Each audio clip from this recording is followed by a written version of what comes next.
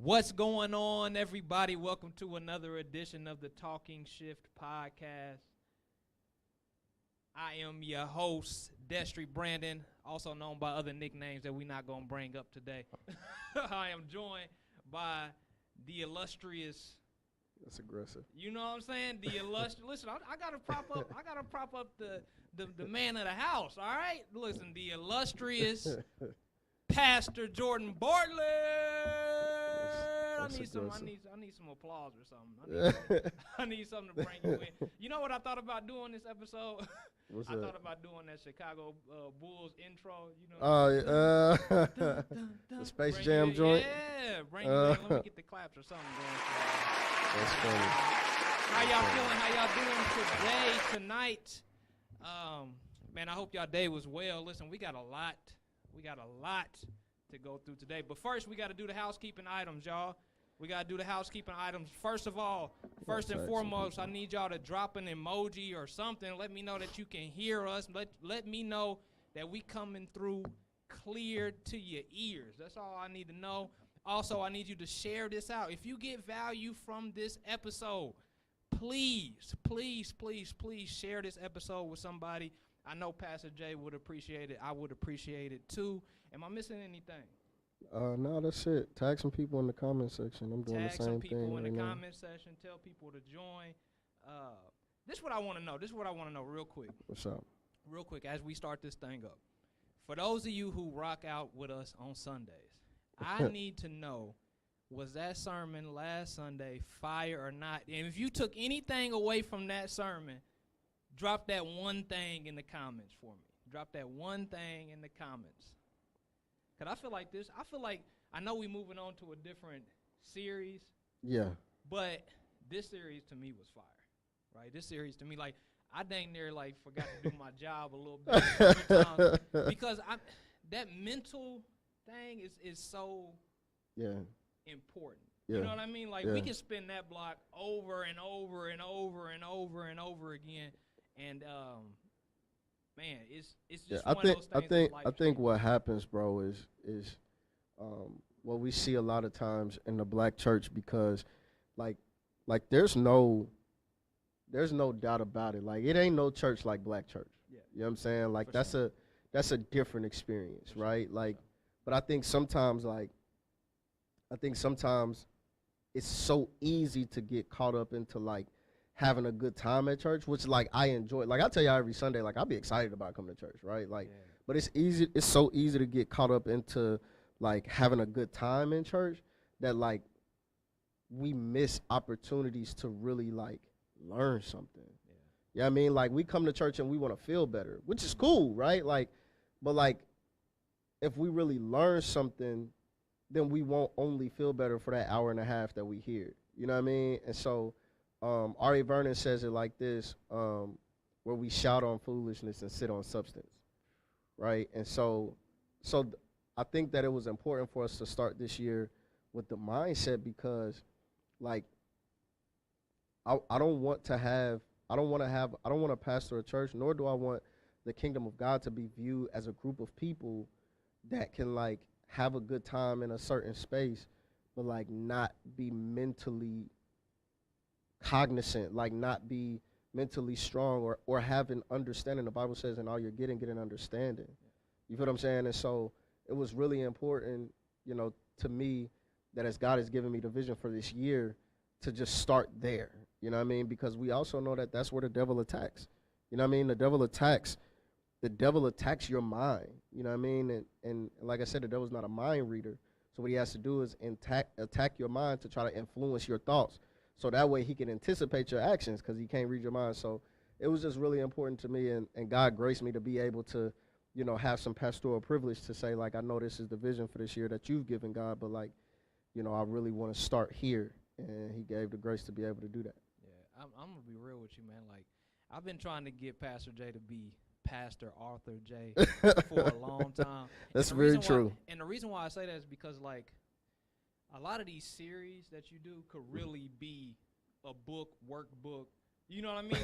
something that, because I do agree with what you say, right? Because I think sometimes and this is in any setting that's similar to this, right? Like we can even take this to when you go to a conference or any of that type of stuff, For sure. right?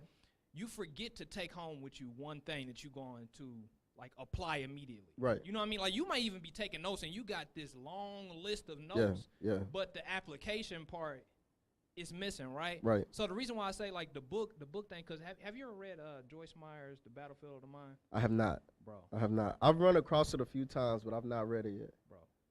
Like now in your journey, I'm pretty sure everything that's in there you already know and you have applied certain things. You know what I mean? But like I read that book maybe like 7 years ago. Bruh. Like, cause that was my first, I guess that was my first real introduction to like it really is, like that's the perfect way to frame it. It really is a battlefield going on in there. And most of the stuff is unspoken, unseen. Like there's stuff that goes on in our minds. Like even that, like let's just be real. Like even think about this. Even as we're potting, we're thinking. For sure. You know what I'm saying? Like sometimes I'm thinking of what somebody else may be thinking, so I can frame a question or something. So I just think about like what's going through somebody's mind, even while you're preaching or even while they're listening to this. Like what battles are they fighting in silence? Like me and my friend Wolf, we got this thing where we say like as men, too many times we just suffer in silence. We won't even say nothing to each other. Like we won't even say, like we can be, like I'm pretty sure there's situations that you've gone through and we didn't text each other, bro, how you doing? You know, what's going on? And then, you know, sometimes I say, don't give me that man answer. I literally have to say that, like, don't give me the man answer, like what's really going on? And even in that, you may not indulge at all just because that's just the way that we built sometimes, you know. So that whole series on the mind is so important. If y'all have not listened to it, you got to go back. It's posted in like 3 different places right now, right? We got it on Instagram, we got it on Facebook twice. You know what I'm saying? And Facebook. We got it on YouTube as well. Let me see. Somebody put something in there. It might have been me. Yeah. Replace negative thoughts with true God thoughts. Yeah, super important. So that was last week. That was last week. Just understanding that it's not really enough to just say so even when we hear the scripture, like to bring your thoughts under the subjection of the Holy Spirit, it's like, okay, what does that mean? That literally means, like, if I'm thinking something that is not God-like, to bring that in, to bring it in, to be able to throw it out and replace it with something that is God-like, right? And so, you know, in the personal and professional development space, and you know, developing habits and things like that, like it talks about habit replacement. And so it's not just enough to just say like, oh, I'm gonna quit doing this thing. Like you have to replace that with something. You know what I mean? And so, but yeah, man, the whole battle of the mind, man, is super key. It's super key because I was actually trying to teach my daughter about that just the other day. Like I was asking her what she was thinking, and she was like, nothing. I was like, that's not possible. Like I'm trying to explain to her, like, nah, like you thinking something. Yeah. Like your mind always thinking something. Yeah. You know what I mean? And so with us having that level of understanding, you know, the question is not whether we are thinking. The question is, first is what are we thinking about, and then 2, what are we doing with those thoughts? You feel what I'm saying? So yeah, I mean, honestly, like I kind of wish we could extend it a little bit. You know what I mean? The series, I kind of wish we could extend it a little bit. I don't know. Maybe there might be a way to do so, but we'll see. As of right now, last week was the last installment. So. Yeah. Man, listen. If y'all want an encore, drop encore. You know, drop encore in the chat. But not like to that point, right? To that point, and then we gonna get into the pod. But I heard something years ago that I just thought was dumb when I first heard it. Right? Okay. You know how sometimes you hear something that's like simple and it just sounds dumb? Yeah. But it was like, I think it was Eric Thomas that first said it. He said it in a speech, so I was like trying to dissect what he was saying, but he was like, you need to start thinking about what you're thinking about. Mm. And I'm like, okay, that's kind of, you know what I mean? That's like a loop-de-loop. But when you really think about, like, hold on. No, you really got to stand at the door and check these thoughts that are coming into your mind, especially because as humans, like, I can't remember what the stat is. It's like 80% of what we think is negative just for survival. Yeah. You know what I'm saying? Like, we had to be negative. Oh, it's a tiger in that bush. Yeah. You know what I'm saying? Like, you have to have a level of skepticism Yeah, just to survive. To survive, yeah. You know what I'm saying? So since we live in society and society's like basically soft, you know what I mean? Like there's no real threats outside of, you know, like crime and things like that. But right now we don't have any threats, technically, right? Yeah, we're not worried about no wild animal. So now our thoughts go into negative possibilities that have nothing to do with our actual survival. You know what I mean? Right. So it's very important to actually think about what you're thinking about. 1,000%. Right? So I wanna open up the pod with this. So as a pastor, right? Not just as a pastor, but as somebody. These questions always make me laugh. Anytime somebody's like, as a pastor, I just start laughing. But okay, go ahead. Well, listen, as a pastor and as someone who people come to for basically consult. I told you, listen, you need to get them invoices ready. Right? I'm serious. Get them in. First lady, write him up some invoices, and every time somebody calls his phone, shoot that invoice out, right? But as a life coach, as a pastor, as somebody that people consult with, I want to know what's the worst time, like the most inopportune time or the most awkward time somebody has tried to talk to you about either like scripture, Bible, pastor things. Like, what is that time? What's some? So let me say this. I make a very conscious effort to protect my space. Okay. Right. So I'll say that, like, so as much as I can, like, I don't give people opportunities to interrupt certain times. Yeah, like I try. It's not avoidable, but like I try my best to really, because I'm gonna tell you, the most awkward time is, and this is why I move the way that I do on Sunday mornings. The most awkward time is on a Sunday morning.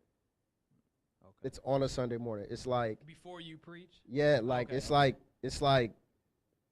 I don't even check my phone on Sunday mornings. Like when people, you know, we're in a smaller congregation, right? So like, there's not much that happens that I don't know about because we have a smaller congregation. You know what I mean? But like, if people are not going to be here, if people are not going, you know, whatever the case may be, like, I've tried to create channels where like that doesn't come to me.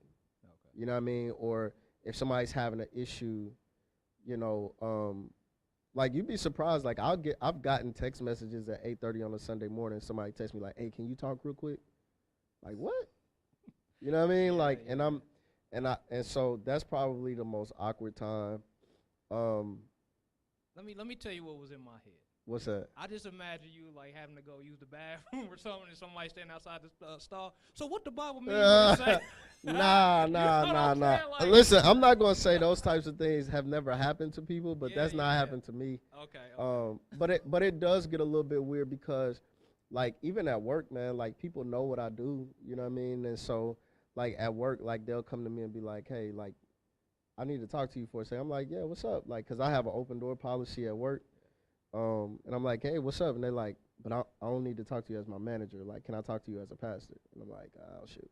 Like, here we go. This is going to be interesting." You never know what's about to happen, man. And so that can be a little bit awkward, you know what I mean? Just because, again, like I try to protect my space and like compartmentalize. So at work, I'm not preaching to people. You know, obviously I'm a living example. I'm always who I am. But, you know what I mean? I'm not in staff meetings, you know, quoting Bible verses and stuff like that. And so I try to really like compartmentalize, but so that can be awkward sometimes, but I ain't never had the bathroom joint. Like I never had that. That's aggressive. So the reason why I asked you that, right? remember when I found that shirt that said like, if you're reading this, what did it say? Like, if you're reading this, God loves you or something. It said something on my shirt. Yeah. Right. Remember I said I didn't want to wear it because it had a picture. It had a picture on the back of it. What was the picture? It was white Jesus. Oh, that ain't got nothing to do with the story. All right, listen. Forgive me, y'all. But check this out. So I had the shirt on. Remember, I said I didn't want to wear the shirt because I know some people. It's a weird thing. You know, we're not supposed to put a face to them and all that type of stuff, right? But I wore the shirt because of the message on it, right? Right. And I'm at the bins. You know, I'm working, right? And I'm going through stuff, and it's competition in there. Yeah. Right? It's competition. And a dude approached me, bro. Like a dude approached me that I normally see in there. And you know me, like I'm cool. Like I can't say I'm a people person, but I am Like you'll engage. Yeah, I'll engage. You know what I'm saying? I'm not like looking for it, but I will engage, right? So he walked up to me. He was like, "Man, I like that shirt." And I was like, "Cool." He was like, "But are you a man of God, though?" And I'm like, I already know where this story's going. Go ahead. I'm like, yeah. I'm like, actually in my mind, I'm like, bro, that's a dope question to ask. Really, like, you should ask that, right? Technically, you should ask that, right? But he wouldn't leave, bro. so then he comes shoulder to shoulder with me. He said, "Oh yeah." I was like, "Yeah." He was like, "Give me your testimony." So now I'm like, bro, I'm trying to work with God. I'm like, all right, God, are you trying to bring my brother to Christ? I don't know. I didn't know he was a Christian. I don't know nothing about the man. Right. So I give him a testimony. Bro, I give him a testimony, but I'm still trying to work, and he's walking with me like shoulder to shoulder the whole time, He want to know. So then I give him that testimony. He's like, "Give me another one." I said, "Bro, listen." I gave him another one. I gave him one more. And I said, "God using me right now, right?" I said, "God using me." Okay. And after I gave him that one, I said, "Bro, listen. I'm trying to finish work right now. I got a family to feed, bro. Bro, and so we did talk later. Yeah. But I just thought that was so funny, and I just thought it just popped in my head like, I wondered did Pastor Jay go through stuff like this? Nah, but I tell you what, I told you about that new shirt design. Oh yeah. Now that might get. Wait till them boys drop. That might get sticky. Wait till them boys drop. That might get sticky. Wait till them boys drop. All right, y'all. So, y'all know. Listen, Destry Winfrey is back. All right. They might call me Gail Brandon, Destry King. You know what I'm saying? One of the two. All right. So me and Pastor Jay had a little pre-production today, right? And I'm gonna play a clip that I need y'all to hear. Matter of fact, I'm just gonna play the clip, and then we gonna get into it. All right. Let me know if y'all can't hear this. Y'all should be able to hear this perfectly. But I want to dive into this conversation tonight. I think it's very important for a lot of us, because back to that point that we talked about with, there's a lot of things that people face that they don't talk about. For sure. Or a lot of things that they're like oblivious to. Mm-hmm. You know, because I was oblivious to this for a long time, bro. Yeah. Like, I think around the time that you started the church and that I came to the church is around the time that I became conscious of what we about to listen to right now. Mm-hmm. So I think it's very important, and we're just gonna get into it. Your triggers, he's factored in all of your trauma, and he's just like, just walk with me. Yeah. So at the core of your relationship with God is, before God trained me on prophet, he trained me on how to be a daughter. Okay. Because most of us don't know how to be good daughters or good sons because you were raised in abuse. Not everybody, but a lot of people were. And so if you were raised on abuse, most people's relationship with God is their relationship with their father. So if their father rejected them, they're always serving a God who rejected them. Relationship with their father. With their fathers, right? So if you served a God, if your dad abandoned you, you tend to serve a God who's always abandoning you when you need him the most. If you had a dad that abused you, then you're always kind of hiding from God when you did something wrong because he feels very abusive. If you had a dad that always rejected you and was never there, you always find that when you're in your time of need, God is never there. Mm. And so if you don't fix that deficit, God normally trains people up in the office of a daughter or office of a son. He's like, don't try to be anything. I just want you to spend time with me and receive love. You know how hard it is for people to receive love? Right. It's so hard. So he's like, let me just pour in love, because if I can get you to believe that I am obsessed with you, if God can get you to believe that he is obsessed with you, he can get you to go against anybody he tell you to go against. Because my leverage is that I believe God is obsessed with me. All right, so that was a clip from Prophetess Tiffany Montgomery on Neo Davis's podcast. I just want to give credit where credit is due for that, for sure. Right? But maybe God's been dealing with me with this like this week, right? But this has been kind of an ongoing thing. So I had a conversation with my mom, right? And it was kind of like she was upset with me for like not communicating like we used to, right? And this was like a couple of months ago. And my only response back was like, I can be a better son, right? Mm-hmm. That was like my response back. And then fast forward to this week, and I hear that, and that brings me back to like, I don't even know if I know how to be a good son to God, right? And here's what I mean. So, like, we talked about the three categories, right? I believe there's three categories to relationship with God. Now, this may not be it. Like Pastor Jay told me to put that caveat in there, right? This may not be it, but I'm going to break these down for you, right? Because this may not be everybody's issue, right? Some people had great fathers. Some people had great people who stood in the place of their father, so they don't have that problem, right? But there's a lot of people that had this problem and don't know they have this problem. Mm-hmm. 2, know they had this problem but don't talk about it, Mm-hmm. right? So there's 3 categories I feel like. We got the master-servant relationship, right? Mm-hmm. God is the master, God is God, right? Mm-hmm. And we're the servant. Mm-hmm. We have the father-child relationship, Mm-hmm. right? And then we have the covenant relationship. Mm-hmm.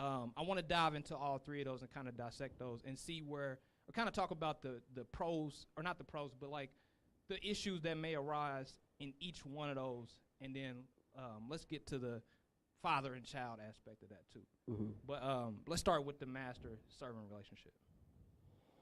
So let me put this framework really quickly, because I want everybody to understand that this is how this is aligned. So this more so is aligned with us being intentional about our relationship with God and the different facets of that relationship.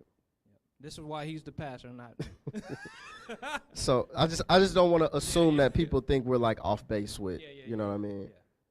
So when we talk about the master-servant relationship, it's very important for us to understand that whatever God designs, it's Satan's job to try to distort it and pervert it to us, right? Like, so the reason why I'm saying that is because typically, especially in America in the 21st century, when we think of master-servant, we automatically go back to chattel slavery, this abusive relationship, right? This demeaning, belittling, physically, mentally, emotionally, spiritually abusive relationship.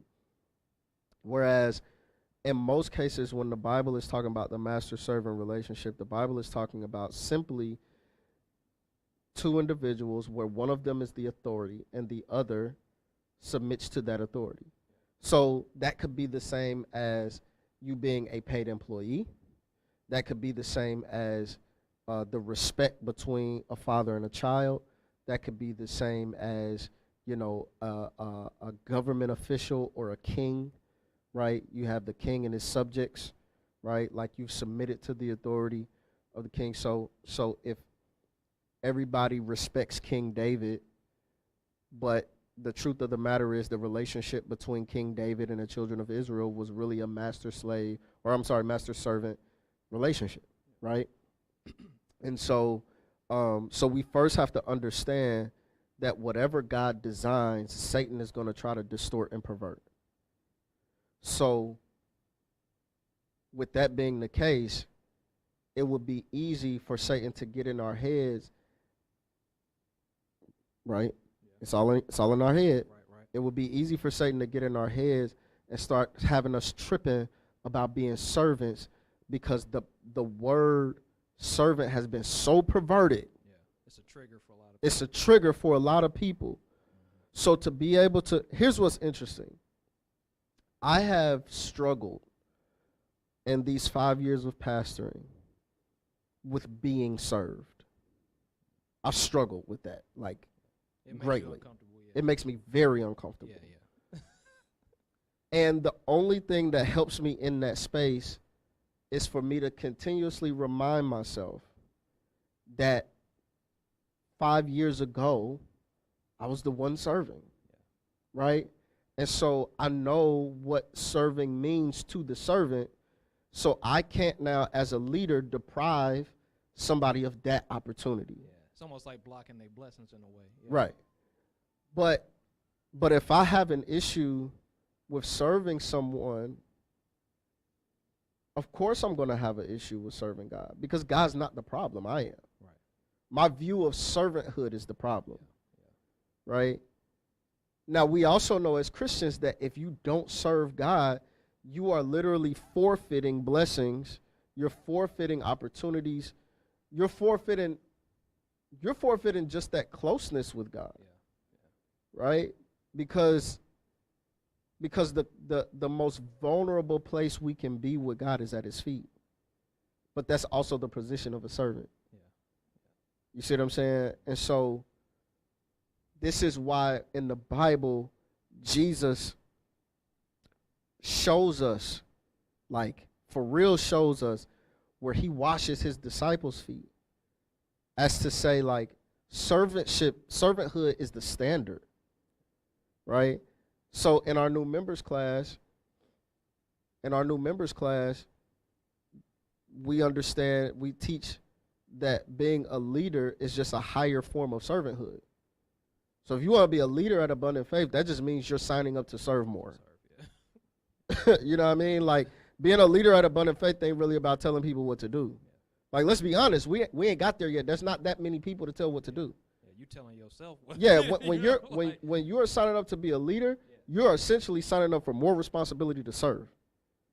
And that's one of the things that, as long as I'm the pastor here, regardless of how much the church grows, that's a standard that has to remain, because that's the standard that Jesus set, right? So that master-servant relationship, and let's be honest, if I'm going to be a servant, I want to be a servant of somebody that's all-knowing, all-powerful, everywhere at the same time, knows my beginning from my end, because he's never going to have me serve in a capacity that's not beneficial to me, because if it's not beneficial to me, it's in turn not beneficial to him, right?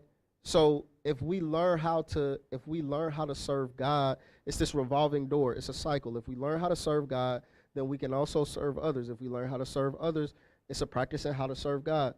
And so it's just like Jesus says, how can you love God that you've never seen, and you hate your brother that you see every day? So that goes to show, like, we can't say we serve God and not serve others, right? So it's this revolving door of understanding that being a Christian is about serving God, and sometimes serving God through the avenue of serving people. And I think it's important to note that, like, when we talk about this master-servant relationship, that it is in our nature to try to be the gods of our own lives. If that wasn't the case, then we wouldn't even have, first of all, we wouldn't have fallen. You know what I mean? Like, we wouldn't have, if that wasn't the case, then there would be no relationship. There wouldn't be a need for that. If we weren't trying to be our own gods almost at any given time, that we are not being intentional about God being our God. Like, we literally have to continuously die to our own ego. You know what I mean? Because that ego, number one, your ego is necessary, right? Like, we understand that you can't live without your ego. Like, you will literally die without ego. But your ego can become that thing that's driving you. It can become your God. You know what I mean? So it's very important that we learn to die to self, right? And understand that relationship between, okay, master, servant, and it's in our good.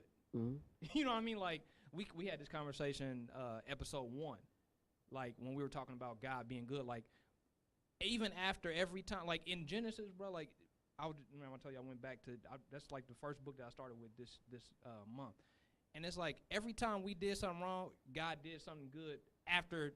You know what I mean? It's like, we did something wrong, and then, like, we sinned and said we was naked, then God clothed us. Yeah. You know what I mean? Like, so it was like, after every single thing, God is still being good in that situation. So it's for our good to understand that relationship. And I think sometimes we hear these things and we say, oh, I don't got a problem with that.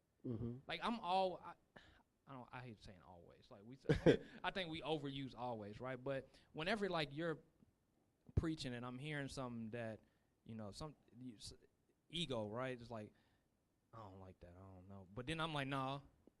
If that's popping up, then that's that thing. So, right? so here's the thing. Number one, if sermons don't have a level of conviction, they're probably not. Well, I'll just say they're not the best. There should be a level of conviction when you're delivering the gospel, right? Because the gospel is the good news of Jesus Christ. You only get the good news by the acknowledgement of being a sinner, right? So, like, there has to be a level of conviction when you deliver a message. So there's that. But then also, like, we as people have, like, the propensity to, like, you hear something in a sermon and you immediately think about somebody else. Like, the preacher say something and somebody's face pop up in your head, like, boy, I wish so-and-so was here. I'm going to send that to him right now. Hey, listen, I listen.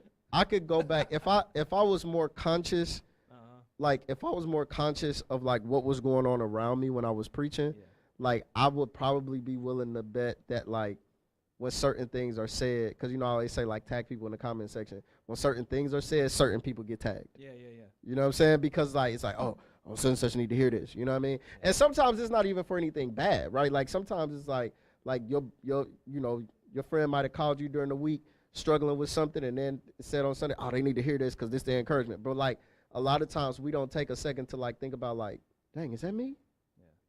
Right? It's easy to be like, oh, I don't got that issue, but like it's a lot harder to sit back and ask yourself like, does that really apply to me? Yeah. And I think that's something that we have to do because it becomes a thing like you said, it kind of goes in one ear and out the other. And you know, we talked about the battlefield of the mind, but I think it's important for us to intentionally wage war against our own nature.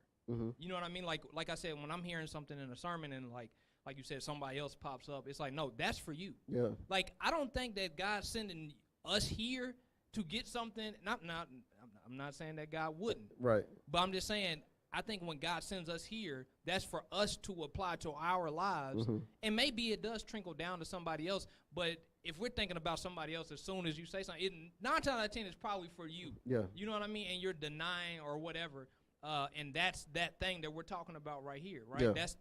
That's that you trying to be God of your own life, or you trying to negate something that you know it should be beneficial if you applied it to your own life. You know, so like when I'm even doing that, sometimes I'm like back and forth in my own mind, playing pickleball in my own mind. because here's what happens. Just to take it back to the master servant relationship. Here's what happens when you hear something, when you hear a word, read a scripture, listen to a podcast, whatever, and somebody else pops up into your head before you. Now maybe this is designed for you to give to them, maybe, Yeah. but right, if somebody else pops into your head before you evaluate it for yourself, Yeah. that's the equivalent of you saying like, oh, that's not my job. That's the equivalent of I ain't doing that. That ain't my job. So when we talk about the master servant relationship, like you're essentially, oh, that ain't my job. If we talk about forgiveness and you automatically assume that you don't have an issue with forgiveness, oh, that ain't my job. Yeah. You know what I mean? If you talking about showing love and you, oh, I ain't got that problem. That's you throwing your hands out. Oh, that ain't my job. I ain't got nothing to do with that. Yeah, and we're definitely not saying that you shouldn't, because like there's some times when we listen to stuff and we send it to each other. Mm-hmm. But I'm pretty sure you put that through your own filter first. So for me, like, and not that I've but for me, a lot of times when I send stuff out, first of all, I only send stuff to certain people, right? Yeah. But most of the time when I send stuff out, it's because it hit home for me. Yeah. Like, and I'll tell you a lot of times, like I seen you something, I'm like, bro, I was listening to this, man. Yeah. It broke me down. Yeah. You know what I mean? Like, so most of the time when I'm doing that, like, it's because it hit me in a certain way, most of the time. But like anybody else, I do have those moments where I'm listening to something and I'll be like, well, so-and-so show need to, you know what I mean? And then it's like, let me check myself real quick. Yeah, and I'm gonna just speak to manhood because I'm not a woman. I can't speak to that, right? But I think there's something that really happens in a man when we can yield to God. Mm-hmm. Like, I don't know, I can't really explain that. It's almost like that feeling that you get. I really can't even put no words to it, to be honest. I really can't. Like, I heard a quote, I don't remember how many years back, that really hit home for me. It said, every man needs a king to serve and a giant to slay. Mm-hmm. I've heard that. Right? Every man needs a king. So the very first king that is talking about is serving God, right? Mm-hmm. But then it's talking about serving other people as well. But that very first king that we're talking about is serving God. And that does something to a man. Like that. Now, let me tell you something. I can almost say that makes. Let me tell you something. Let me tell you something. And this is, hopefully this disclaimer I'm giving is not necessary. Hopefully y'all know my heart and this is not necessary. But this is not a shot to women or trying to, discredit women or whatever the case may be. But let me tell you something. If you're in a worship service and you got men standing with their hands lifted and tears in their eyes and crying out to God and just being open to God, like if you're ever in a worship service and the men in the room are on that, I guarantee you it won't be like any worship service you've ever been in before. Bruh, this is years ago, but I actually saw that in real life. And number one, it was powerful. But number two, like, I wasn't there on my journey yet. Mm-hmm. And I couldn't bring myself to it. Because and this, so I'm glad you said that, because what I was getting ready to say was, you see it when you're in like a men's conference. Yeah, that's what I was. Right, like you see these clips, and you see, if you've never been to one, like maybe you see clips or whatever, you sit in a men's conference where men are vulnerable to the Spirit of God. Mm-hmm. They're willing to open up their hearts and their minds. If tears come, tears come. If a cry comes, a cry comes. If hands are lifted, whatever that is, right? But what I'm talking about is being able to, because again, it's different when you can see that in a room, and you got men in a room doing that with their women and children present. Yeah. Like that's bro, that's a different experience, bro. That's bro. Like, so let me pause real quick, because this wasn't even like into what we were originally talking about, but like this is why. So here at Abundant Faith, under my leadership, I don't have an issue with women in leadership. But I do have a desire for men to set the standard for leadership. Yeah. You understand? Like, I do have a desire that we are intentional to build up kingdom men. Yeah. Right? Because we've gotten accustomed to seeing that from women. Mm-hmm. We don't even blink an eye when we see that from women. Yeah. Right? Especially in the church. In the church, that's what I'm talking about. Like, we don't even, it's expected. Like, it's just like, okay.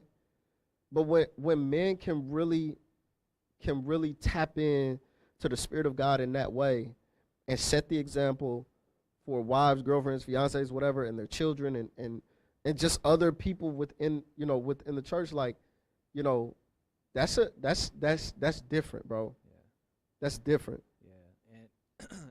And I know that's hard, like, as a man, to be vulnerable. Like, even sometimes having these conversations, that we do it to actually help. Mm-hmm. You know what I'm saying? But these conversations can even be uncomfortable.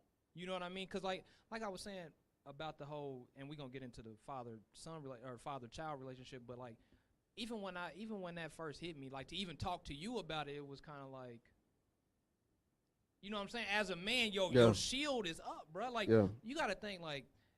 And I'm not just going to box this into just black men, but we're black men. Mm-hmm. You know what I mean? So coming from certain environments, not just that, coming from how the world looks at you, right? Coming from provider, protector perspective as well. Mm-hmm. Like, there is a shell. Mm-hmm. You know what I'm saying? There's times, bro, where we going through it, like mentally, and we got to be daddy time, husband time. Yeah. Ain't nobody to talk to about that type of stuff. Like, even other men would be like, yeah, dog, I feel you.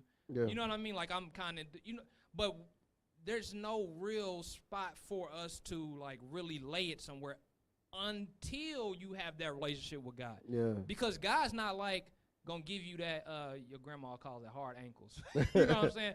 God ain't going to give you the hard ankles, right? Yeah. God going to give you that embrace.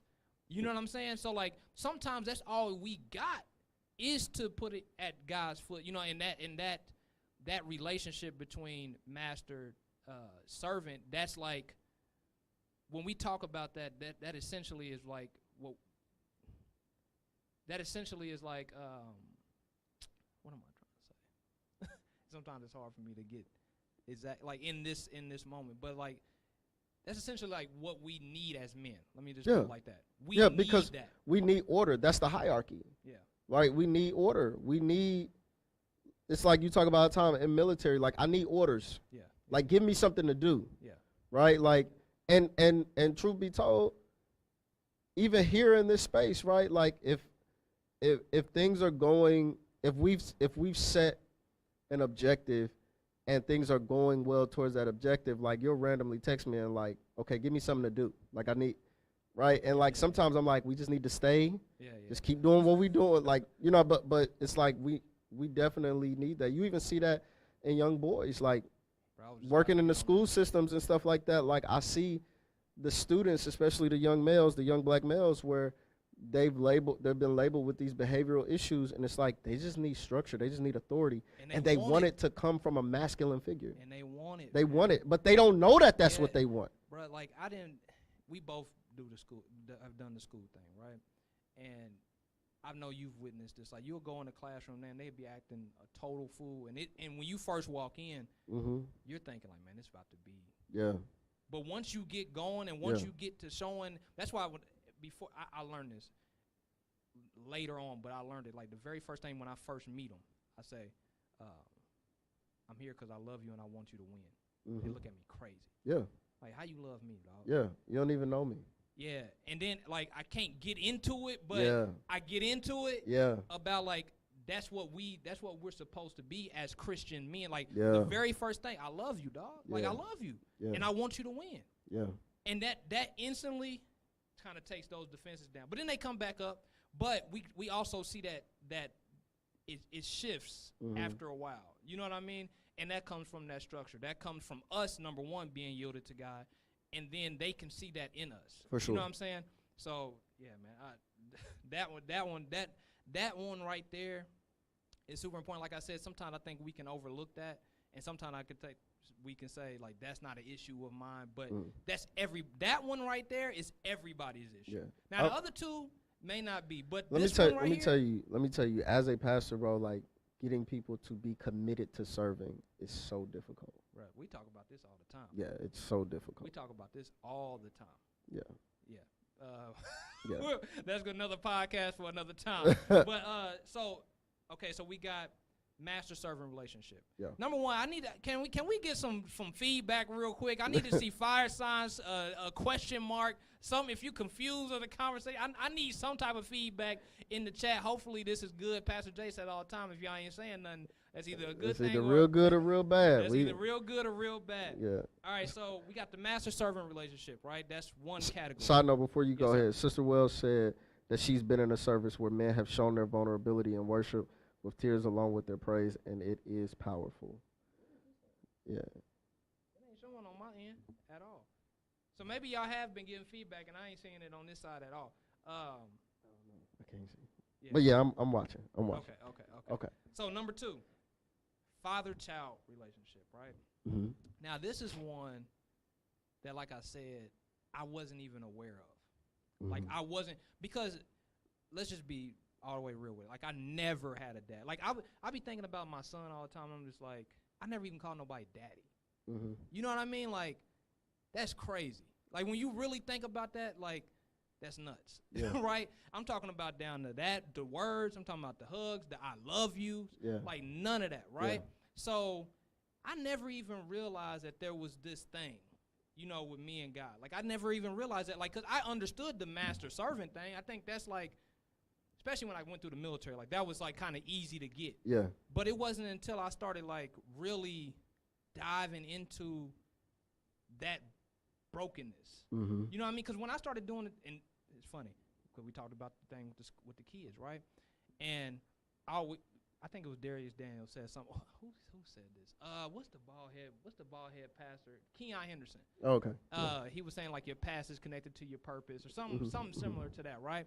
And the very kids that I was speaking to were just like me, right? But then God made it very apparent to me that I can't even help them get to the other side of something I ain't got to the other side of. You see what I'm saying? Like, I can't help them mend that brokenness in them from not having their father, and I'm not trying to stereotype. They literally did not have their fathers. Yeah, no, like I'm not saying this like all black kids. No, that's not the truth, right? We know that. We're just talking about the ones that you were dealing with. We're talking about the ones that I was in the schools with, right? And I remember like God was like, "Yo, you gotta call your dad," and I'm like, first of all, I don't know his number. Right. You know what I mean? Like, so you would have to really search to. Yeah, you gotta call your dad. And bro, I had my friend Wolf. He stayed on me about it. Like I told him in conversation, like, man, I think I gotta call my dad or something. You know what I mean? Yeah. And he's like, call him. And those months, call him. Months, call him. So just one day I get his number, call him. I asked him. I just start shooting off questions that I had, like, yo, like what really went on? you know, like, and he really didn't have nothing for me. Like I thought, bruh, You I thought thought you it was about to you be thought cinematic. you thought you was gonna get Bruh, I a thought I Tyler was about Perry to run script. into his arms. Dun, dun, dun, dun, You thought you was getting a Tyler Perry script. Bruh, I thought it was about to be, and he was just like, yo, that was just a time in my life. Because he had drug issues and all this type of stuff, and he didn't even say nothing that I thought was going to be profound. But as soon as I got off the phone with him, bro, I felt it. Like, I felt the weight lift off of me, bro. Like, it was crazy. You remember what I said? I walked in the gym and old dude. Yo, I walked in the gym one day and I just heard somebody, right? And the bar had dropped on this dude's face and I had to help him lift it off, right? That's how I felt. That's how I felt. I felt like a bar was lifted off of me when that happened. Like, and he didn't give me nothing that made me, but I felt free after that. Yeah. You know what I'm saying? And even then, I didn't realize that it was still this thing. Mm-hmm. Like, and it's not that, it wasn't that I didn't understand, like I said, the master-servant relationship. It's just that I didn't understand the father-son thing. Mm-hmm. You know what I'm saying? Like, that's not something that's in my ballpark. You know what I'm saying? Until I had my own children, then I started to understand it just a little bit. Mm-hmm. But then I'm like, I don't even know how to be a son Mm-hmm. to a father. Like, I know how to be a son to my mother. Like, Right. if they said God is the heavenly mother, then that would have been easy. Mama, you know what I'm saying? Mama, like, Right. I understand that. Right. But like, when they talking about heavenly father, when they were saying like heavenly father, I never really connected with that. Yeah. You know what I'm saying? Like, and I didn't even notice that. Like she was saying in the thing, like, if you've been abandoned, then you looking, and that's a real thing. Like, I used to like need God to come through. Yeah, because right? then if you've experienced abandonment with your father, then it's like anytime something don't go your way, you're like, God, you wasn't there. Bruh, okay, let me ask you this.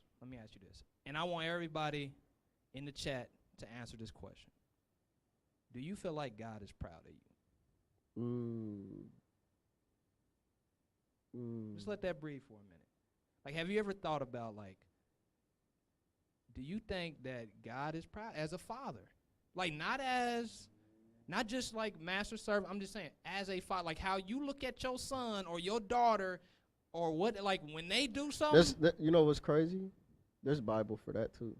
Hit me with it. Because John the Baptist baptizes Jesus, and then what happens? The Bible says that the Spirit descends like a dove, and that a voice from heaven, God the Father, says, "This is my beloved Son, in whom I'm well pleased." Right, like that was a proud moment. Yeah. A proud moment for God. Yeah. And you know what's crazy? Because I know that, you know, God is not looking for us to do a bunch of deeds. Yeah. And stuff like that. Like, that's not the God that we serve, right? But I never felt like God I just never, like, thought, like, it didn't matter. Like, I'll go light them kids on fire, and I'll feel good about it. Mm-hmm. But it was never like, it always felt like, do more, or do better, or do, you know what I'm saying? Like, I just never, I couldn't connect with that. And I literally just thought about this while we was doing this pod, like maybe the last couple of weeks, like, do you think that God is proud of you? Like, do you think, not by your deeds, and I'm talking about just as your father. Mm-hmm. Anybody? So First Lady says some days. Some days, okay. Some days. Okay. What about you? Do you ever think about that? I'm not going to say I normally think about it, but I will say, as I'm considering it right now, the days when I do feel like God is proud of me is probably, it's not the days when I, you know, preach a great sermon or, you know what I mean? A lot of times, like, it's the days where I don't know how to get through the day. You know what I mean? Or it's the days where, because, you know, we all deal with our own, like, private issues. Yeah. And it's like, it's the days where I win that battle. Yeah. You know what I'm saying? Like, it's not the days where, like, you know, I'm being seen in a lot of spaces. You know what I mean?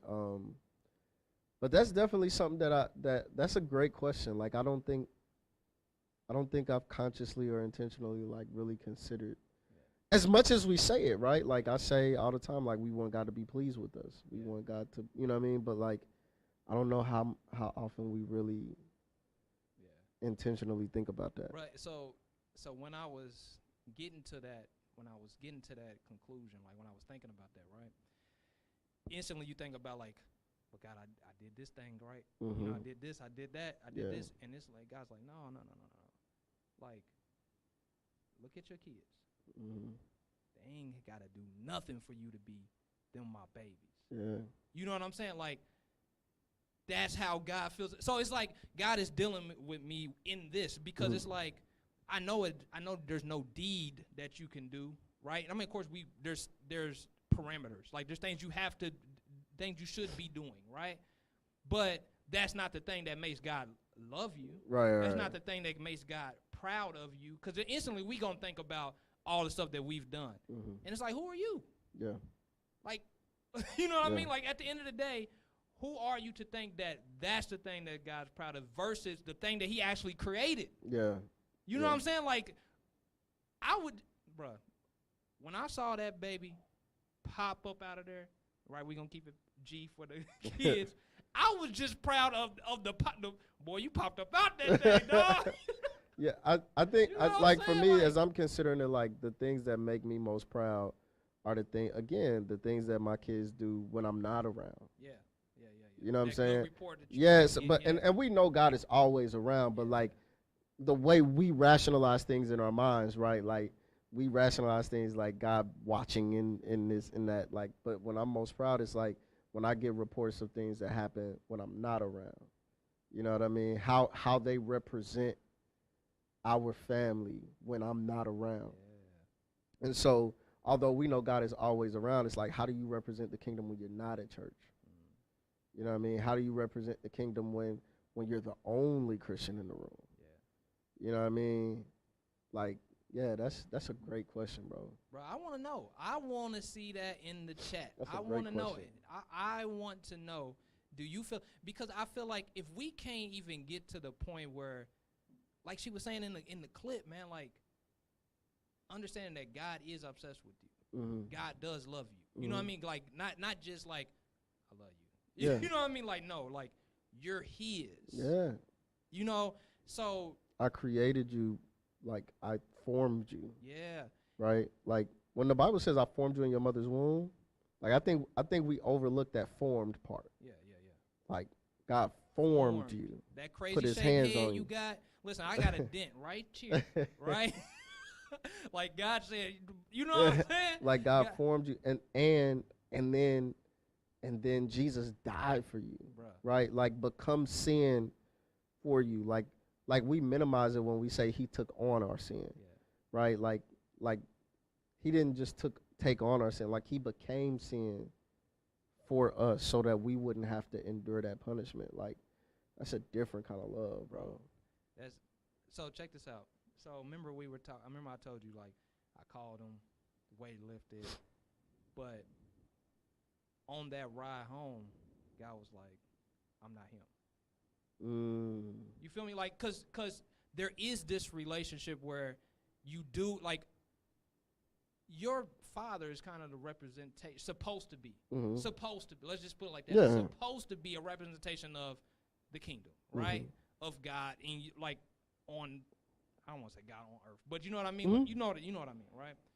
And if there's a better way to put it, the relationships are supposed to mirror. They're supposed to mirror each other. Yeah, I like. That's why he's the pastor, y'all. They're supposed to mirror each other, right? But sometimes, depending on how that was, you may, like I said, sometimes it's not even conscious. You know what I mean? But you may look at God like that. Or you may not even, so like, I ain't never had like a shortage of prayers. Like, you know what I mean? Like, I feel like, I don't know for how long, for as long as I can think, I've prayed. You know what I mean? I can't, even from a child, you know what I'm saying? I knew to pray. But that's not necessarily father-son. Right. You know what I'm saying? Like, father-son is like think about all the things you do with your son. Like, father-son is time. Father-son is intimacy. Father-son is, like, don't just tell me your situation. Like, listen back. You know what I mean? Father-son is just simple I love yous to each other. Like, have you like? But I think what you're describing, and it's 100% true. But I think what you're describing more of that relationship being the father, right? Like, but as the son, like when you watch your son and you realize that he's watching everything you do, and you realize that he, in his mind, wants to be like you. Now, you as the father, you like, I want you to be better than me, right? Yeah. Now, ain't no better than God, but like here on earth, like it's like we like, oh, I want you to be better. But as a son, it's like I just want to be like my daddy, right? Like when you look at how Jace views you, like he want to work out because you working out. You know what I'm saying? Like they pick up on your language, the way you speak, the words you use, and everything. And so it's like as children of God, like we need to be doing the same thing. Like I don't want to be like you. Like I want to speak the way you speak. I want to think the way you think. I want to, you know what I mean? Like in order to really capitalize on that father-child relationship, it requires us to have the desire to be like him. And so even as daughters, right? Like obviously we're not daughters, but like even as daughters, like it's always said that the father is the daughter's first love, right? So most of the time daughters will choose men that are similar to their father. You know what I'm saying? And so it's like even still it's like looking at God like how can I get that? So when a woman is saying, how can I get a godly man? She's saying, how can I find a man that's like my daddy? My heavenly father. You know what I mean? And so we got to understand that as children of God, we need to be able to tap into that desire to be like him, to be close to him, to soak up whatever we can from him, to see ourselves in him, or to see him in us. Right? Yeah. What would you say are some things that we should be conscious or intentional about when it comes to being better children? You know what I mean? So like even if you brought it down to like just like your literal father, like what would make you a good son today? You know what I'm saying? As an adult, like what makes you a good son today, and how can we relate that to our relationship with God? I think in terms of being, children of God, again, obedience is one thing, right? Like I don't think that ever. Let me say it this way: honor is one thing, right? Like so my parents, specifically for the sake of conversation, my father, by no means is or was perfect, right? But like, I'm not gonna disrespect him. You know what I mean? Like me and my dad joke around a lot, right? So like we'll just randomly like bump up against each other like shoulder to shoulder and be like, man, you don't want none. Yeah. You know what I mean? Like just joking around, right? But like, bro, I'm never gonna fight my dad, bro. What? No. You know what I mean? There's like honor there. Because there's honor there. Yeah. You know what I mean? So even though we joke like that, like it's never gonna be we're never gonna find out who got the best hands. It's never gonna be a thing. Yeah. You feel what I'm saying? Like it's just not gonna be a thing. So honoring God first, right?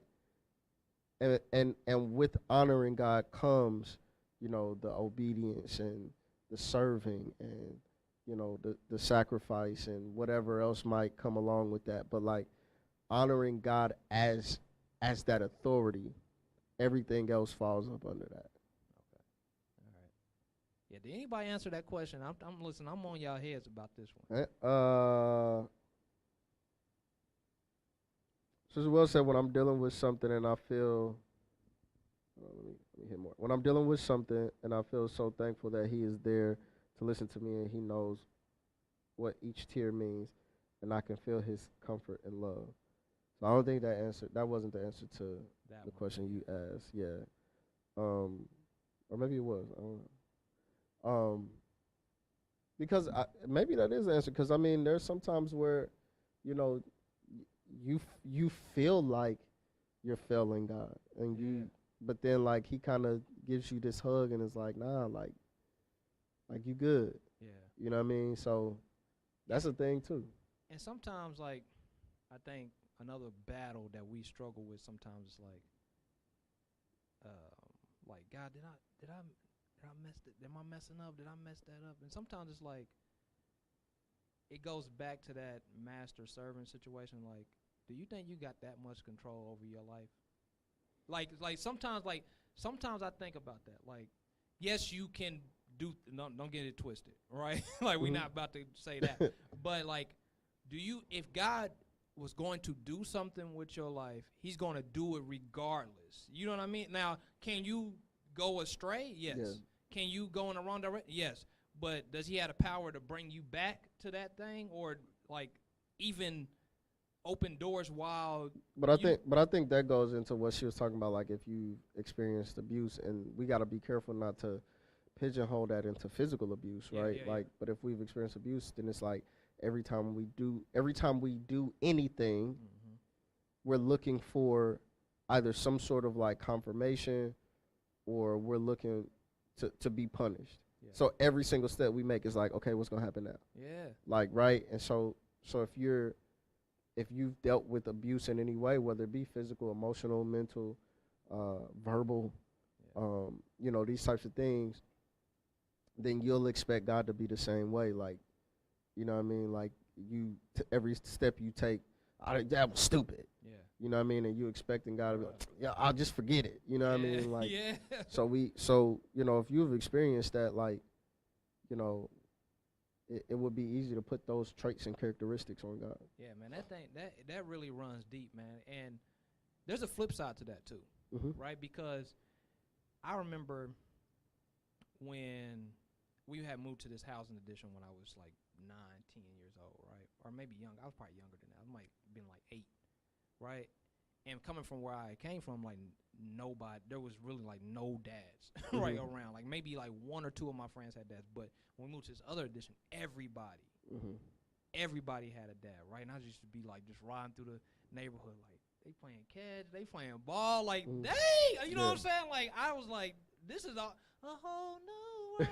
You know what I'm saying? It's a whole new world. Side note, Destry wants to be on the praise team so bad, y'all. Listen, y'all see me up here, there's something going wrong, all right? If y'all ever see me up here Destry wants to be on the praise team so bad.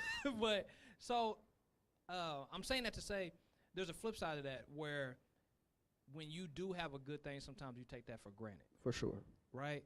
And I know for a fact that sometimes when we have these great things in our lives, that we can take that for granted. So, like, sometimes we could take God for granted. Sometimes 1,000%. We can take His goodness for granted. 1,000%. You know what I'm saying?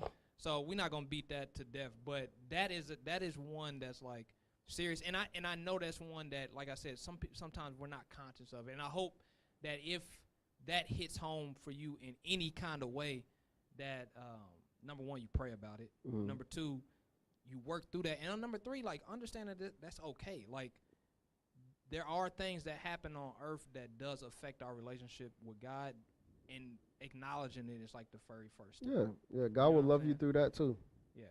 He'll love you through that process of being aware of it, acknowledging it, and then working through it. He loves you through all of that.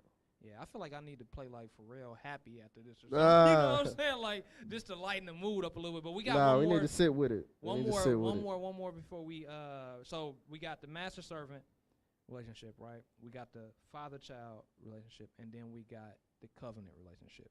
And when we were talking about this, like I was saying that I feel like being married kind of helps you to understand the covenant that you have with God, right? Because there's so many different tiers to being in a marriage that help you have a successful marriage, right?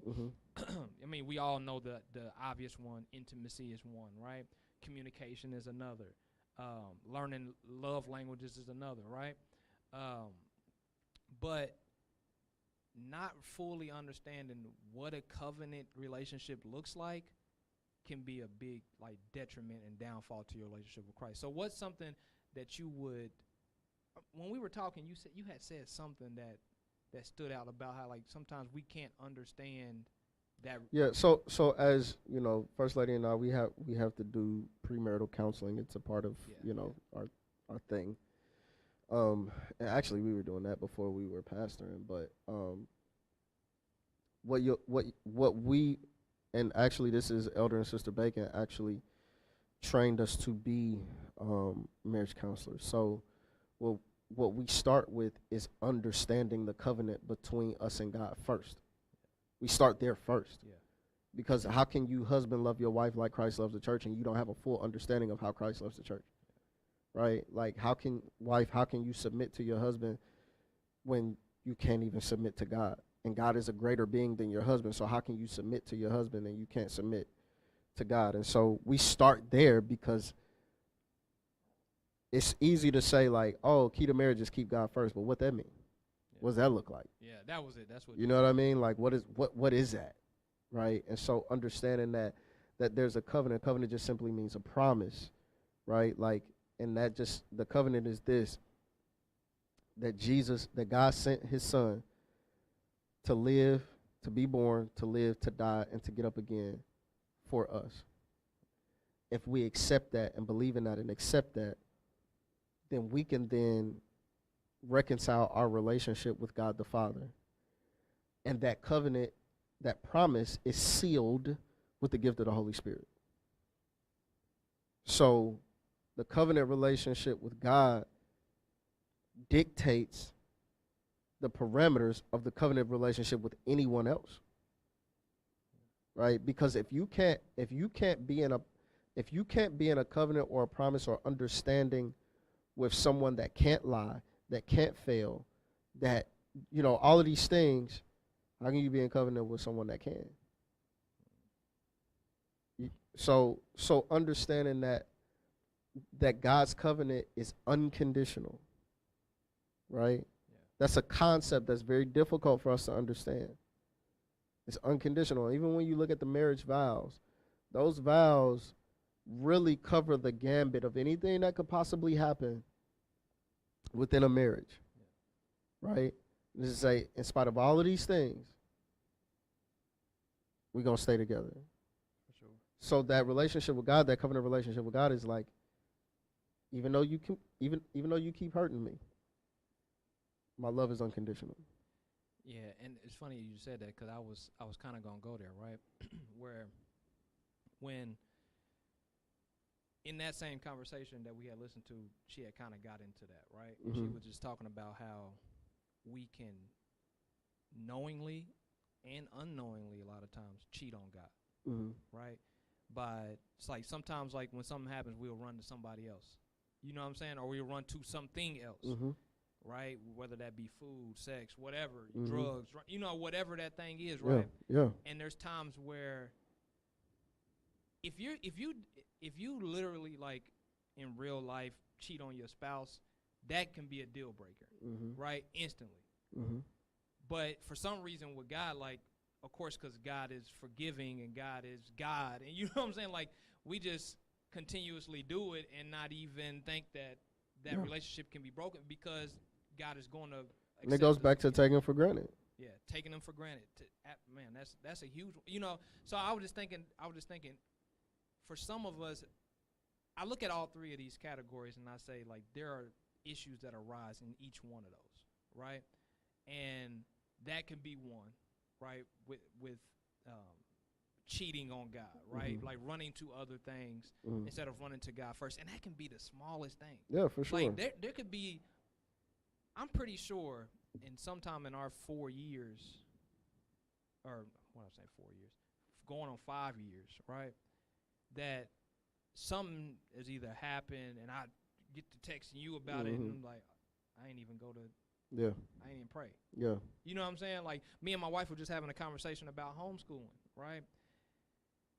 And she was trying to figure out, like, do I want to do it this way? I was like, well, have you prayed about it? Because, mm-hmm. like, if you asking me, first of all, I'm not even, like, that world is like, I follow your orders in that world. Yeah, you know what I'm saying? Like, you say, hey, we need this curriculum, we need to do this, we need to do that. I'll say, okay. But you got to go to God about that because, number one, God's the one that gave you the idea. Mm-hmm. From, like, she had this whole vision, like, when Jace was born, on how she wanted, or how she felt like God was telling her to raise the kids and do these things. So, like, I ain't had nothing to do with it in the first place. Mm-hmm. But that's a small thing that we do often. We do that often without sure. even noticing it, bro. Like For sure. I remember when we were talking about idols, when you were saying like you would go to your wife. Yeah. Like that's something that we do often. Yeah. And I think number one, we got to be conscious of it. Right. We have to be conscious of any inkling to like cheat, cause I think that's human nature as well.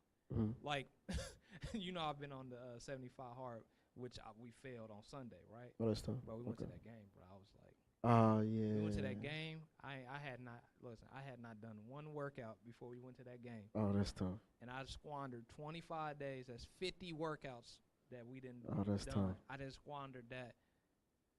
And I ain't had a cheat yet, but I'm just saying, like, when you on a like or on a plan, you ain't even thought about before this. You wasn't even on the cheesecake. Yeah. Soon as you start that plan, that Yeah. cheesecake just coming on a platter somewhere. You know, you know what I'm saying? So there's all these different temptations. There's all these different things that are constantly pulling us away and tugging at us. 1,000%. So we just got to be conscious of that. Is there anything else that you want to add to that covenant relationship?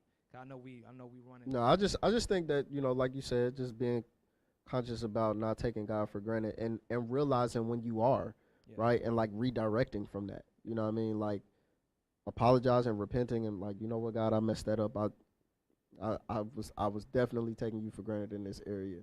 You know what I mean? And really making an effort to correct that behavior. Like, I think that's the biggest thing. And that's almost I feel like that's a daily thing. I don't want to say almost. Like, that's a thing where we got to wake up. We got to die to flesh daily, every day. Listen, whatever I might have thought about doing, you know what I'm saying? Forgive me for that. But yeah, man. So I just hope that we help somebody tonight with this, because I feel like if we're intentional about those three areas, along with everything else that we talked about, like you probably could have opened the whole series up with that. And if you haven't heard the other ones, you might want to go back and listen to those. This one was a little bit more heavier than the other ones. Yeah. You know what I'm saying? But it's cool. Yeah, for sure. It's for needed sure, sometimes. Sure. Yeah. Sometimes we got to end on that. You know what I'm saying? Sometimes, listen, sometimes at the end of the movie, the person that you thought was going to survive dies. Hey, listen. And then you depressed about it. You know what I'm saying? Listen. So sometimes we got to end on that note, Be like that sometimes. Listen, if you got any value from this, as usual, I need you to drop fire signs in the chat. There's nothing going on my side of the chat for some reason. Nothing going on my side of the chat. I need to see fire signs in the chat. I do got one Bible or bacon. Just one. If y'all want it, I need to see fire signs in the chat. Just one. It's a simple one. It's a simple one. It is a simple one. Oh, did you get us? Okay, it's some fire. I see some fire. Okay. One Bible or bacon. This is a simple one. If you build it, they will come.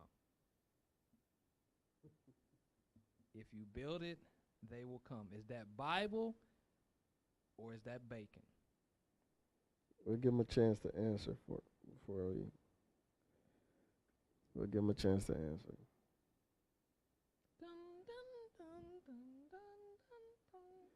Okay, we got one bacon, two bacons.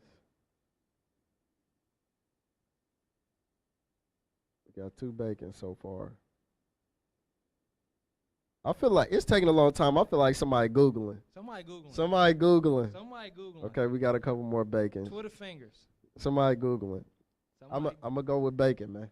You going with bacon? I'm going with bacon. Okay, so let me ask you this. Okay. We need Bible bacon or something else. Like, there's got to be a middle. Like, I don't know what it could be, right? Bible bacon. Maybe, I don't know. But is that one of those that there's some... So there's premise in the Bible. Okay. So for example, right, like if you take the scripture where Jesus says, if I be lifted up, I'll draw all men unto me, right? Like, so that's like, if you create a space to exalt Jesus, i.e. a church, right, like they will come, right? If you build the temple, Solomon, the people will come, even with Moses in the tabernacle, so I mean, there's premise to it. Yeah, because they used... They were saying same thing that you're saying, but they were using different scriptures, right? Like Noah, different examples like Noah and Matthew. Like there's just different scriptures that, but that is bacon. That is bacon. Yeah. Listen, y'all. Listen, we're gonna have to make this thing official one day. Well, we're gonna have to make that a staple for real. I'm gonna have to find some hard ones. I feel like last week I did. Last week I was sweating trying to find these joints, bro. Like there was actually, y'all be surprised how hard. Like there's different twists I can put to this. Matter of fact, if we play this game as a family one day, I have a twist for it. Okay. I have a twist that will make it very enticing. Okay. And I feel like, matter of fact, okay, this is what we're going to do. If we, next game night that we have at Abundant Faith, we're going to play this game. It's on you. You got to decide when the game We're going to play this game, and I am coming for everybody. Okay, all right, listen. Since this is the last episode of the season. Yes. All right, this is a trick question. Uh-oh. Because anybody that's been rocking with me should know the answer to this. Uh-oh.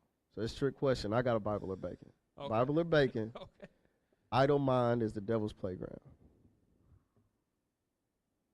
Are we waiting? We waiting. Okay. We waiting. Idle mind is the devil's playground. Also, First Lady says she's ready for game night. She said, come on, I'm ready. Okay. Idle mind is the devil's playground. Bible or bacon. Don't watch me. Don't be Googling over there. Don't be Googling. Hey, fair or foul? How Pastor goes turn it on me, right? Hey, it's last season. It's last episode of the season, man. All right. Can I go ahead? Hold on. We only got one answer so far. Okay. Idle mind is the devil's playground. Is that Bible or bacon? So we got a Bible, and then Dwayne gonna say Bible and bacon-ish. He be trying to listen. Dwayne be trying to straddle the fence, man. Yeah, man. Like last we talking about. I meant, yeah. No typo. Yeah. Ain't no typos. Come on, y'all. Come on with it. I need two more answers. Bible or bacon. Idle mind is the devil's playground. They Googling, man. They Googling. I'm not going to answer yet. They Googling. Hey, they Googling. Get off. It's taking too Googles. long. It's taking too long. Stop trying to chat GPT. It's taking too long. It's taking too. Okay, we got one back. So we got one Bible. We got one straddle the fence. We got one bacon. All right, I need one more, y'all. Come on. Before I think I need one more somebody to answer. Don't be embarrassed. Don't be embarrassed. Bible or bacon. That's a good. Idle mind is the devil's playground. That's one of those. That's one of those. Can I go? They taking too long. Go ahead and go. Okay, I'm gonna go with the way it's worded is bacon, but there is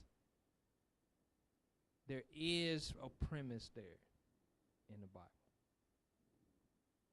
Okay. That word. Let me get okay. Phrase, so listen. Let me give it to you this way. Okay. And I'm gonna give people an opportunity to change their answer, regardless of what you put. The idle mind is the devil's workshop. Now that's Bible. That's Bible. Okay. Anybody wanna change their answer? If you keeping your answer the same, type stand, because you standing on business. Yeah, stand on that. Put 10 toes. If you keeping your answer, put stand. If you changing your answer, put your new answer. Idle mind is the devil's workshop. I say Bible or bacon. I say Bible. Idle mind is the devil's see workshop. Comment. This is crazy. Hold on, it did it again. Okay, stand. She said she's standing. She stands. 10 toes. Hold on, She stands. 10 toes. You 10 toes? 10 toes. You going Bible? Tippy toes too. Hold on, let me put tippy.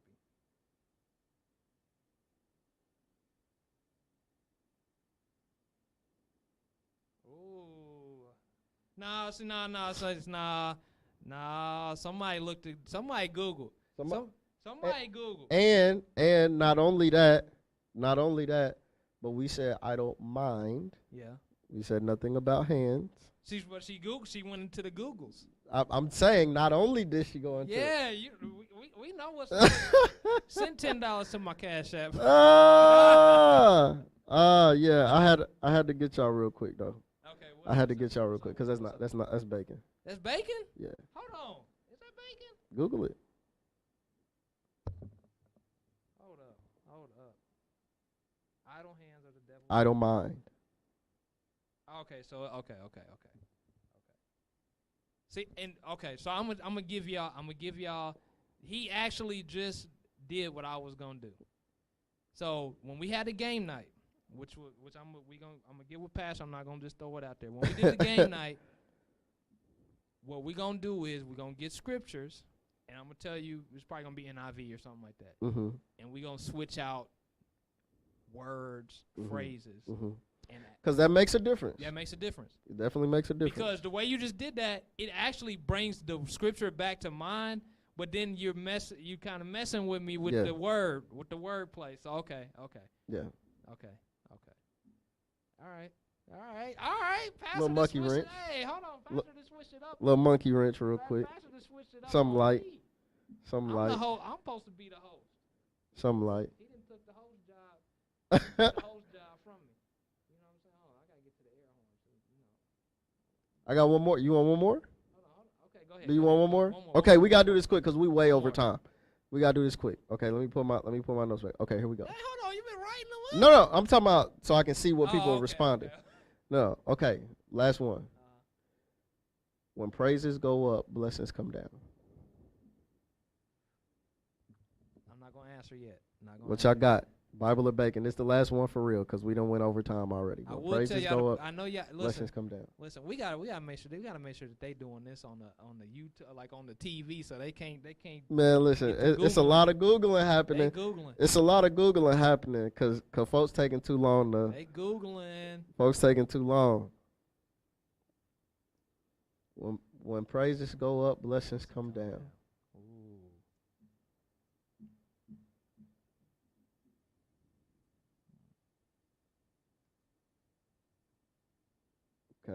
Okay. So far we got 2 bacons and a Bible. Can I get 2 more? When praises go up, blessings come down. Is that Bible or bacon? 10, 9, 8, 7, 6, 5, 4, 3, 2, 1. What you say? Bacon. It's bacon. It's bacon. Yeah, and that's uncured. You know what I'm saying? That's the uncured bacon. Right? yeah. We say it a lot in church, but it ain't in the Bible though. Yeah. All right, y'all. Listen, if y'all enjoyed tonight's episode, first thing I need you to do, I need you to drop some fire signs as we exit today. Listen, we love y'all. We appreciate y'all, but we definitely want to see y'all here in person. We want to see your face. All right? We want to see your face in the place. We want to, what? Your grandma had one. We want to see you smile in the aisle. That's what she said. We want to see your face in the place and the smile in the aisle. All right? So we need you to come to 3625 South Emerson Avenue, 10 a.m., but you need to pull up at least 10 minutes early. Yeah, Pastor definitely said 15 minutes early. So listen to Pastor. All right, 9:45, be here. Be here, be in the atmosphere. Come hug on somebody. Come love on somebody. Let us love on you. We want to see you in this spot. We want to shake your hand. We want to dance with you. All that. We want to do all that. Listen, 10 a.m., all right? Set your alarm clock right now. I don't want to hear nothing about, oh, man, I slept in. Yeah, nah. You know what I'm saying? I don't want to hear that. I don't want to hear that because if this was your job, you be there. You'll be there. So, listen, come in there. If you roll out of bed and you ain't have time to put no toothpaste on your tongue, just wear a face mask. You know what I'm saying? If COVID didn't teach you nothing, just wear a face mask. My goodness. Double masked up, all right? We want to see you in the place. Man. We love y'all. We appreciate y'all. And we'll see you soon. Oh, matter of fact, hold on. We starting to, you got next Wednesday. Yeah, next Wednesday. We starting Finance February, man. I was going to get that Dave Chappelle drop that. Hide the money, y'all. Yeah, man. So we just going to be talking about handling money God's way, man. How to maximize your finance by handling your money God's way. That's it. You know, so that's going to start next Wednesday. So we want everybody tapped in, tuned in. Listen to the professionals. I'm bringing in people to rock with me, and we gonna see what God have to say. Absolutely. Listen, we love y'all. Peace.